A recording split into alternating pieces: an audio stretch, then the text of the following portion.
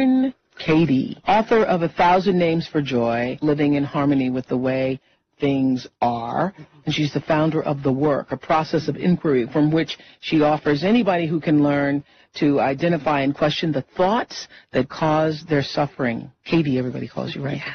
I just want to say a few things about, because everyone who's listening to this series, no doubt you understand that we're also doing online with Eckhart Tolle our class for New Earth. And Eckhart Tolle, whom you've undoubtedly heard me talk about over the past several months, says of Katie's work that it is a great blessing for our planet, is how he describes it.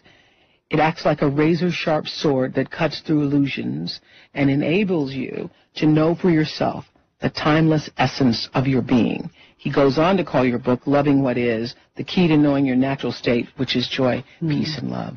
Yes. That's a pretty good compliment coming from. He's a dear friend. Yeah. He's a dear friend for everyone.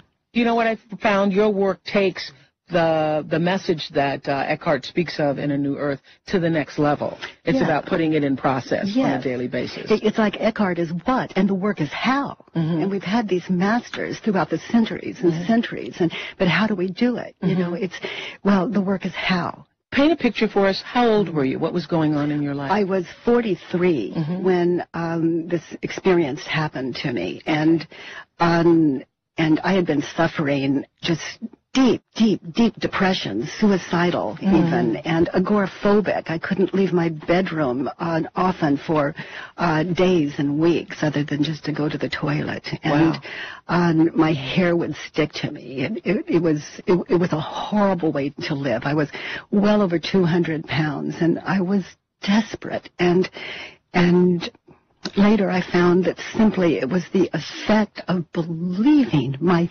thinking, the thoughts that we're all thinking. All the time. Like run our lives. My children don't respect me. They should mind me. And it was that the world doesn't understand. People really don't understand my suffering, my pain. And you know, victims are violent people, I've come to see. Really? And I was such a victim. And therefore violent, full of this hatred turned inward. Rage. Right. So not even thinking yourself worthy, Katie, to sleep in a bed. You're sleeping on the floor. And tell us what happened.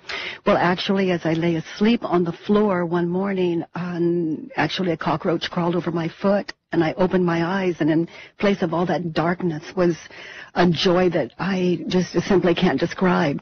But the thing that is really important that I realized is that when I believed my thoughts, I suffered.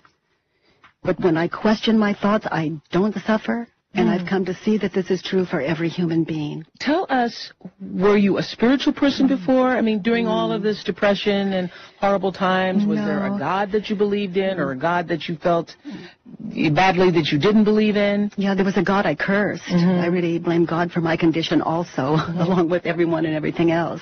And I just came to see differently. I had no teacher. I didn't have a religion, nothing. Well, is it kind of like, I think, Eckhart several weeks ago when we were doing our A New Earth series, and also in his book, A Power of Now, describes the moment where he says, I felt I cannot live, I'm so miserable, I cannot live with myself any longer. Yeah. And then I question, who is the I and who is the myself? Are there two of us? Is that what you're describing? Well, it's like that in hindsight. In hindsight, yes. It is. All right. But you know, I've come to see that there's you know, one mind, as people say, and I've really come to realize that. And I've come to see also in that one mind that there are no new stressful thoughts. So if we all, or just one, you know, I'm always speaking to myself, just questioned those stressful thoughts, it frees the mind up. So when we question our thoughts, we don't suffer. When we believe our thoughts, we do. The stressful ones. The stressful ones. Because the ones like, I really care about you. Isn't this a wonderful world? I love seeing you. All these thoughts. I love my children. Those thoughts are working for us. And who cares if they're true or not? They're working for us. If you're in a wonderful dream, do you want someone to wake you up? No. But if you're in a nightmare, don't you want someone to wake you up? Well, that's what this work is for. That's what the work is for. Was the cockroach moment, Katie, was that what you call waking up to reality? Yes. Yeah. Yeah. Okay, I'm talking to Byron Katie, author of Loving What Is. Let's go back. So you have the reality experience with the cockroach. You're there lying on the floor. And then what happens? The mind hit. The mind hit. And in that moment, I saw that what I was believing, what I was being hit with, was not true for me. Wow. Because I had just had the experience that it wasn't. And then in that moment, the world instantly happened. There were walls and ceilings and sky and floor and bed. And you saw everything differently. Everything differently. What is it that you absolutely realized, Katie, in that awakening moment on that floor? What is it that you absolutely realized that you could clarify for our listeners? That I am whatever I believe me to be. And then when you question that, Oprah, it doesn't leave much. If it leaves anything at all, for me, it's gratitude and how can I help? It's gratitude and surface. And okay, but if you are whatever you believe yourself to be, then why couldn't you be also the depressed person, the person who isn't good enough, the person who's never made it, the person who's not loved by her children, the person who's not been received by... Because I can't believe the thoughts that are happening that tell me that. If someone said, Katie, you're worthless, you know, I realize how painful it is to believe that about someone, yourself or anyone. So if someone says, Katie, I don't care about you, I just think, I hope they do better. I know how painful that is.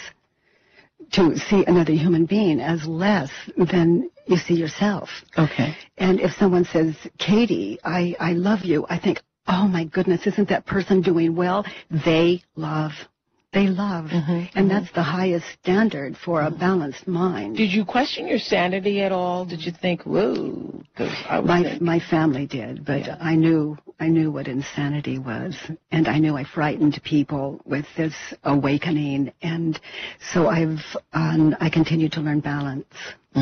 So you immediately started counseling people then? Because who knew? Because you've been this depressed, agoraphobic all this time. So why is anybody now coming to your door? Well, it was such a radical experience. It was such a change that even my children didn't recognize me. So word of mouth happened, and I didn't know what it was.